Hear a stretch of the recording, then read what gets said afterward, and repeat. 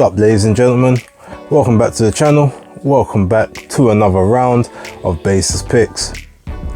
Now, I was almost not going to do this week, purely because number one, I haven't had the chance to see the weigh-ins yet, as I know those are going to take place a little later on today. From when I'm recording this, I've got a few things to do. And I had a bit of a stinker last week, so I was like, maybe I should take a 10 count for a couple weeks and sort of collect myself and gather my thoughts and get back to that good prime analysis that I usually do. But as they say, you get knocked down, you get back up, you keep moving forward. So that's what I'm doing. Without further ado, let's talk about the two cards that are on this weekend. Okay, so might as well start with the top rank card, seeing as there's not a huge amount of action on that particular bill, especially not the broadcasted part that I'm going to be seeing over here. So you got Nico Ali Walsh is opening up the broadcast section, followed by Keyshawn Davis, and then followed by the unification of the super featherweight division between Oscar Valdez, the WBC champion, and Shakur Stevenson, the WBO champion. So ignoring Nico and Keyshawn, because those are likely going to be routine wins, although Nico could end up struggling with his opponent, but I reckon it'll still be a routine win for him and for Keyshawn. Let's talk about the main event. Now, in my opinion, this fight for Valdez is gonna be a problem because of the crowd. Now, what I mean by that is I saw Oscar Valdez give his greatest possible performance when he faced Miguel Berchelt in an empty arena, when he didn't have the crowd, Mexican fans or any other fans baying for blood, looking for, looking for the action, the all action style. He controlled Berchelt. Berchelt chased him all night, so he was able to counter him. He was able to just let off shots a lot quicker than he did. He countered pretty much everything. He hit off, he switched angles, he pivoted around him. He just basically was able to control. He boxed that fight beautifully and then stopped it brutally, which still to me was the best stoppage of 2021. Now, the fact there's going to be a crowd there, he doesn't like to be booed or like to be perceived to be a boring fighter. So as soon as the crowd starts roaring, I feel like there's going to be a rush of blood that gets to him, and he's going to abandon some of his boxing ability to just try and go for all-out warfare with Shakur Stevenson. This to me is dangerous and to me ill-advised. Shakur's the quicker of the two. He's got the faster feet, got the faster hands. From the southpaw stance, so everything you throw has got to be precision perfect, except for that straight right, which isn't necessarily Oscar's best punch in his arsenal. Shakur is also a little bit taller than him, so I feel like he'll keep him at range for a little bit. He'll pepper him with the jab, hit him with combinations, hit him through the guard. Every time Valdez goes to open up on him, I believe he's gonna anticipate and counter a lot of it. And he's also growing into his body and his man strength at the moment, so he's getting stronger, obviously not draining himself down to make 126 anymore. 130 is a lot healthier. I don't even think he's going to stay there for much longer. I feel he'll progress to 135 fairly soon. That all being said, I believe that Shakur Stevenson is going to win this fight either as a TKO in sort of round 10, and that's not necessarily even knocking out Valdez, but might knock him down or just sort of beat him up to a point where either the corner say there's no point staying in the fight, throw in the towel, or the ref stops it and says, well, you've taken too much of punishment. So it won't be a case of, oh, he's gonna just knock him out clean. I don't think he's got that kind of power on him, but yeah, I see it being sort of I can see a late TKO round sort of 10 to 11. I'm going to say around 10 just to sort of be 30. However, outside of that, look, conservatively, it will be a unanimous decision victory for Shakur Stevenson. Let's move over to the Matchroom card. Okay, so there's quite a bit of meat on the Matchroom card. Let me actually just get the card up on my phone so I can double check all the fights from the bottom to the top. So Khalil Cole against William Langston. Khalil got his weight under management in his very last fight, which was a big problem the fight before and the fight before that. So I truly believe that Mr. Big Stepper gonna do his thing, and that's gonna end in a knockout victory over William Langston. Sky Nicholson against Shaniqua Paisley Davis. I haven't seen much of Davis, but I have actually seen her. I think Sky is gonna turn on the spite a little bit. She's not just gonna box around. She's done the boxing, sort of floating around opponents. I think she's actually gonna look to implement a bit more power in this fight. And because Shaniqua's not gonna just shell up and try to just avoid taking damage, I feel like she's actually going to try, which will open up some avenues for Sky. And I'm actually predicting that Sky could get her first TKO victory in this fight, or more, very likely it just goes to points as normal. But I can see her possibly landing with something that hurts, maybe putting on a little bit of a barrage afterwards, and the referee jumping in saying, all right, that's enough. She's been looking a lot more spiteful through previous fights, from the first fight to the second fight, so I feel that this would just be a natural progression for her. So yeah, I'm gonna take that. Rashad Matty against Joely Hernandez. I haven't seen much of Hernandez, but I'm quite high on Matty. However, I don't know if he will get a KO victory. Conservatively, I'm just going to say he wins, because I'm not sure the man. I haven't seen enough of his opponent to make a sort of a concerted and informed opinion. Now, Austin Williams against Stradel Boca. This is actually a very good fight. I've seen little bits and pieces of Stradel over sort of the last year and a half. So if he comes to scrap, he's definitely technical. I think he's like 19-0 or something like that at the moment. And I know like Austin Williams is about, what is he? I think he's like 11-0, 12-0, something like that. He's still sort of got a bit of skin in the game. 10-0 he is, yeah. And Stradel, I think, is 17-0. I predict this is going to be Austin's toughest test to date. However, I do think he's going to have enough to get the job done. In previous fights, I've seen him he's sort of blown a bit heavy in sort of the later rounds that he's been in before stopping opponents, but it looks like he's had his stamina issues under control in the last couple, not just looking to land heavy shot after heavy shot and just blow people out in the first round. So I do think this one's going to be very difficult for him. However, his opponent is quite skilled, but he's not a big puncher. I think he's only got like 7 or 8 KOs in his in all of his wins. So with that being said, I'm gonna go with Austin to win, but I feel like his opponent's gonna do enough that he can get him on points. So that's my prediction for that one. All right, next we got Galal Yafai against Miguel Cartagena. Again, this is a very good level fight for Galal based on his first fight. No need to rush him for any world titles or anything like that. He's still got a bit of improvements, a little bit of work to do. Holds his head a little high up sometimes when he's letting off his combinations, not always keeping it off the line, but was good enough against his last opponent that it didn't really matter too much. He seems like he can take a decent shot as well.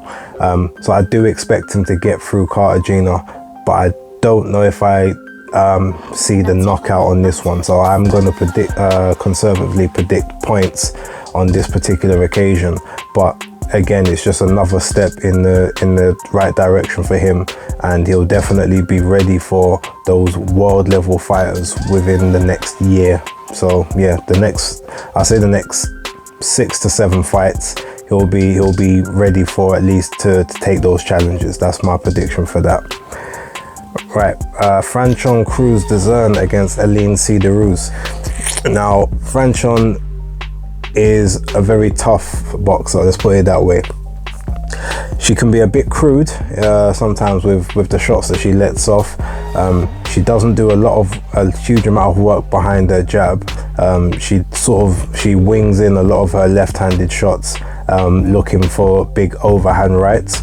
Now, the only problem with that is we're not sure exactly how much power she's got from the overhand right, because she's landed it on several opponents quite a bit, and they've never seemed to fully, you know, take a wobble or a stumble with regards to it. That being said though, she's got a decent work rate, but she's been a little bit inactive of late, and that could be a slight issue. Aline Cederroos is a overall better boxer than Franchon is, but I think they've got very similar. Actually no, Aline Cederroos is a slightly heavier puncher based on their stats. I think Franchon's like 7-1 with 2 KOs, and Aline's like 8-0 with 4 KOs or something like that. So 50% KO ratio there, which means that she's got the slightly heavier hands based on those metrics, and she's a slightly better technical boxer. But if this fight just goes into who's gonna show the most dog and the most heart, I could see Franchon sort of taking over in that aspect. On this one, I just feel like she's the naturally bigger of the two, and I feel like her natural size might tell. So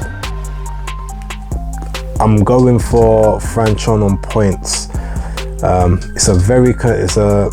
This one's a sort of my most stickiest out of all of them in terms of how I see the fights going, because I was really sort of looking to lean towards Aline Cederroos, but I'm gonna back Franchon on this one. I feel like she's looking for that history. So yeah, Franchon Cruz on points. Right, Jesse Vargas against Liam Smith. Now, Vargas is obviously the naturally smaller guy. He's competed a lot at 147. His very last fight, I believe, was at 147. It was the Mikey Garcia fight, unless he had one after that, which I'm not aware of. But he's a bigger guy than that, so he can quite well handle himself at 154. That being said, Liam Smith is a natural 154 pounder, and to me is a much more technically gifted boxer than Jesse Vargas. I think the natural size of Liam Smith's gonna tell here. There's no upside to either of these people, so it's not like, oh, one of them's gonna lose on the cards because they've got more miles on the clock than the other, or they've got more sort of life than the other one. I feel like they're both sort of in a similar territory, so I reckon it's literally gonna be who goes first. And my personal opinion, I think this could be the first time that Jesse Vargas gets stopped. So I'm going to predict Liam Smith to stop Jesse Vargas. I haven't got a round prediction, but I'm going to assume late. So I think it's a 12 rounder. So I'll go round 11. I think he could go over sort of around 11. But you know, anywhere between sort of 9 to 12, I wouldn't be surprised. But yeah, sort of round 11, that's what I'm aiming. Right, now we get to the main event. So Katie Taylor, the undisputed lightweight champion of the women's division, versus Amanda Serrano, 7 division current unified featherweight champion with 2 belts, the WBO and the WBC. I think she might have the IBO title as well. So a lot of people are rating Serrano's punch power and feeling that she's gonna get Katie, she's probably gonna get her out of there. Now, me, I disagree personally. If you look at the level of competition that Amanda Serrano has faced over her 43, 44 fights, a lot of them have either been very overmatched, or they've been from lower weight divisions brought up to face her. In her last several fights, not including Miriam Gutierrez, who she just fought at 135, who she wasn't actually able to drop with all the power she has, but Katie Taylor dropped her several years ago when she was a much fresher fighter. You've got the likes of Heather Hardy, who she brought up to 126 at the time. No, Heather Hardy, who was killing herself to get down to 126, and Amanda Serrano couldn't drop her. She did Daniela Bermudez, but Bermudez was a 122 champion coming up to 126. Yemi left Mercado, again a 122 champion coming up to 126, didn't drop her either, didn't stop her. So when it's shown that when she has stepped up the level of opponent, the knockouts dropped, and she would get a lot of them on work rate. Now the Bermudez one, Bermudez was giving her hell up until she stopped her with the body shot. Interesting fact about that body shot though, obviously we just thought it was a great shot at the time. It was soon discovered after, I think it was literally about 6 weeks after that fight, it was discovered that Daniela Bermudez was pregnant. So could that have possibly been a reason why, you know, that punch maybe hurt her a lot more than at the time maybe it should have? It was a good shot, don't get me wrong, but was that a contributing factor? Not sure. I'm not going to make any speculations about it. However, we look at the two of them, their skill set. Amanda's a southpaw. She's got a good boxing brain. She's got pretty good movement. She's got good feet. She's quite quick and she's heavy-handed. However, Katie Taylor, better footwork, better ring IQ, better combination punching, and can be a lot busier in fights. Now, if Amanda Serrano can't lead with that jab to pop that jab off, to work everything behind the jab, she'll have problems. Katie Taylor is not gonna literally stand in front of her and just trade and not move and not show angles and not show levels, which means that Amanda's gonna have to go looking for her. She doesn't necessarily like to go looking for people. She likes people to stand right in front of her, as most fighters do. Realistically, it just makes it an easier night. Katie Taylor's faced Natasha Jonas, whom I believe is probably a harder puncher than Amanda Serrano. We saw what she done at 154 the other day. So, you know, fighting from 135, 130 up to 154, the power carried. And Katie Taylor ate a lot of her shots, some of them quite clean, and was okay. She ate shots from Christina Lenarda too. She ate shots from Jessica McCaskill. I would bet that all of these people hit just as hard as Amanda Serrano, if not harder.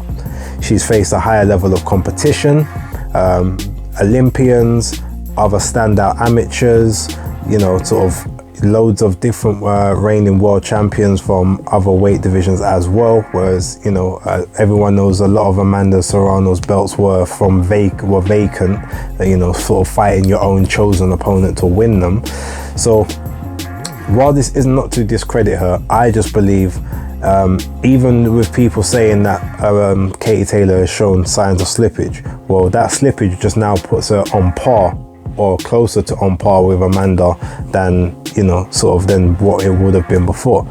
Let's also not forget, while Katie Taylor is 35, Amanda's 33. It's not like, you know, they're years and years apart. Amanda's had a much longer professional career, plus obviously some of the MMA stuff that she's dealt with as well. So, you know, they're on par with each other in terms of wear and tear. My general prediction for this one is that it goes unanimous decision to Katie Taylor. I feel like she'll just box her, she'll stick and move. As and when she feels it's safe, she'll go in, she'll sort of fight a bit more, probably in the later rounds. But yeah, I don't really see Amanda Serrano having a huge amount of success. I think she might win 2 or 3 rounds, maybe 1 or 2 early, until Katie kind of gets the rhythm. And yeah, Katie just sort of does the job all night after that, and just shows that she is generally, you know, sort of a step above what Amanda is. Those are my predictions for the weekend. Leave your predictions down below. Let's see how many I get right. Let's see how many you get wrong. Some of them, look, if I don't get the method right, but that same person wins, I'ma still take it, because right now my confidence has taken a bit of a dropping. But thanks for watching. I'ma leave it there, and that's Basis Picks locked.